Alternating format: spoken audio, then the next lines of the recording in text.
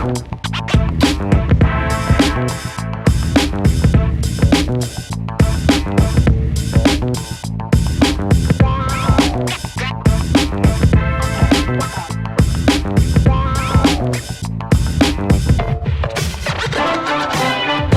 know, audience, I want you to know, just for those who may, unless you were living in a cave or something, I can't imagine how you would not know this. But for months, activists and politicians, and including especially Gillian's family, who was huge in this whole thing. I remember hearing about them and out there protesting and out there in front of the mics and actually out there looking for her. But they demanded an investigation into Fort Hood. Now, for the civilians, Fort Hood is the nation's third largest army base. And that's bigger than some states. And so on July 10th of 2020, Ryan D. McCarthy, he was the Secretary of the Army, he ordered an investigation into Fort Hood, and he, utilizing his chain of command, because it was about literally after all these violent deaths and suicides and complaints of sexual harassment on the base, he demanded some results. Finally, in December, 14 Army officials at that base at Fort Hood were either fired or suspended, including several high-ranking leaders. And so the investigation found major flaws at Fort Hood, and we just talked about some of the structure. But as we know, everything needs improvement, right? So, I do want to let you know though, the original investigation that the Army Secretary ordered was from the IG, and also they sent it from the SHARP program in the DoD staffer. And when they presented the results to the hearing, and I believe it was July 29th, they said all's good. The Fort Hood SHARP program passed. And, they've listed off percentages that they received from surveys saying that these people say that they will report sexual harassment or sexual assault, that they're comfortable with going to their chain of command.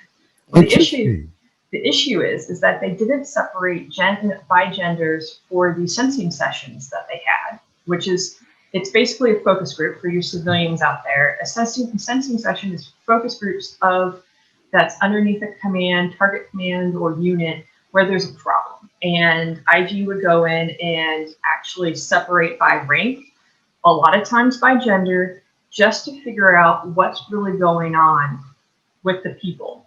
And sometimes it does turn out to be like a reality show reunion from Desperate Housewives, where everybody starts arguing, but a lot of things come up from it. And you get a lot of data. Well, the thing is that they also only surveyed 300 people. Oh. The base is, I believe, it's over 20,000 people. Yeah, right. And so there's a lot of flaws in that investigation. And thankfully, they ordered a independent review by lawyers and by prior military. And they interviewed so many more people. They also focused more on the women. And I'll give them that. They gave it, and they focused more on the women. They should have given a little bit more focus on the men, but They found a lot of issues of what's going on. So you get the two-sided, DoD military people and IG say we're fine, and then independent people say we're not. So you've got that going on with the congressional hearings. Wow.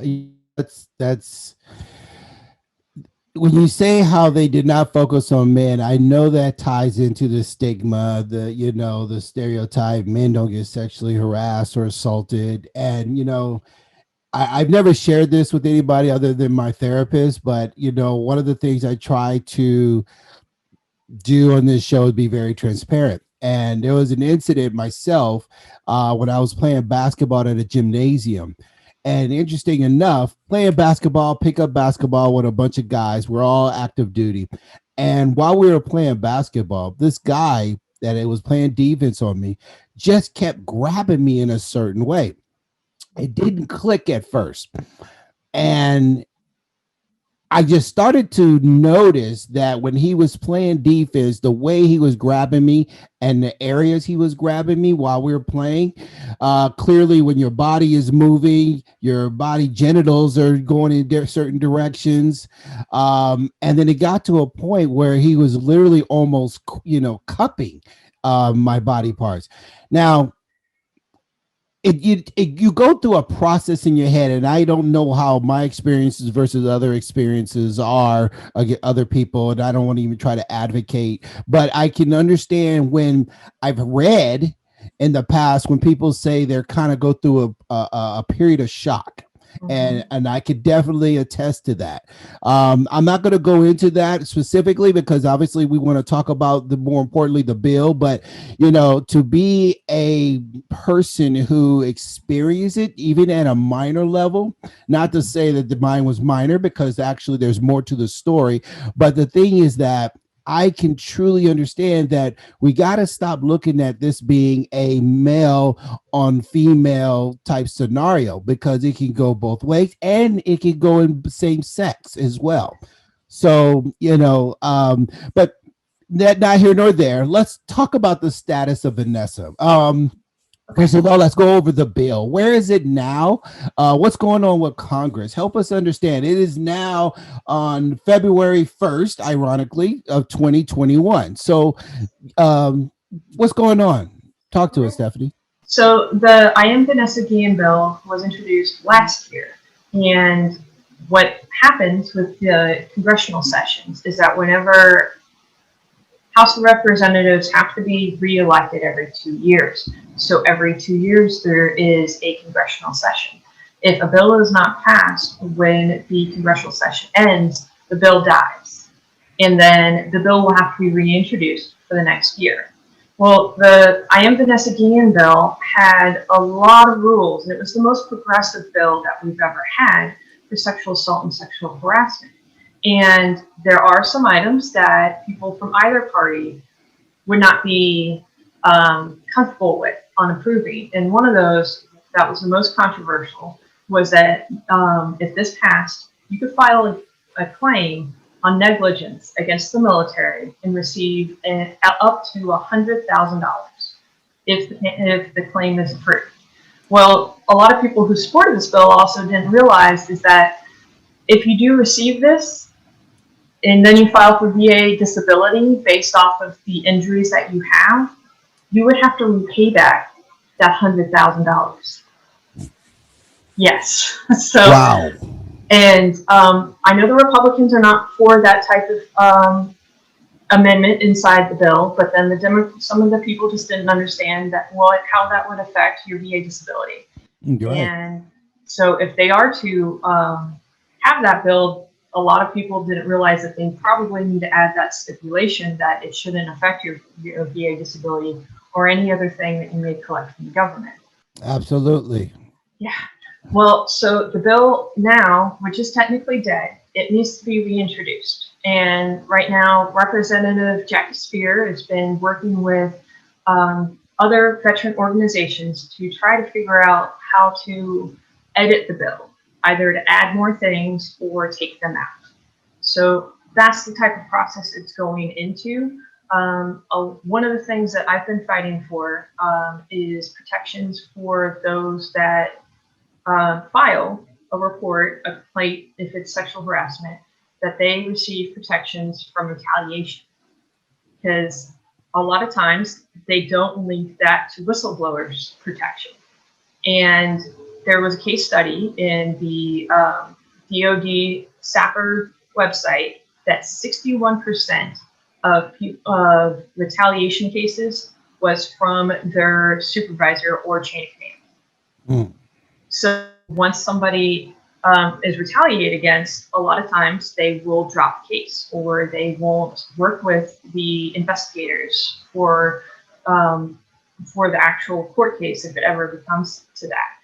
And it becomes a very difficult thing. And after that, the victims do not want to deal with anything anymore with their chain of command. And a lot of times they get out immediately after.